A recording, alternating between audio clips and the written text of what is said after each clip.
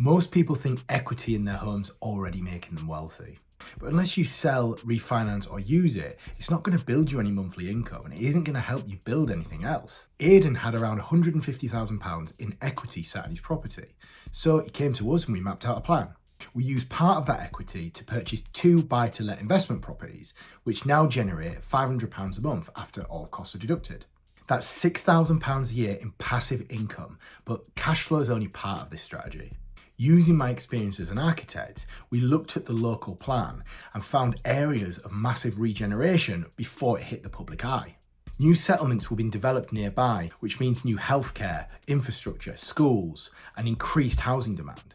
Because we bought before the growth became obvious, Aidan now has enough equity to purchase his next property. And that's the real power of buying properly.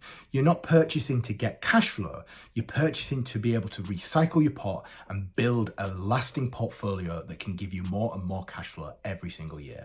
Done properly, the same 150 grand pot could be used to purchase 10 or more properties. Aidan still owns his own home, but now the equity that he spent years building is now giving him income and allowing him to live the best possible life he can live. If you want to see a video from Aidan, check out our saved stories labelled testimonials.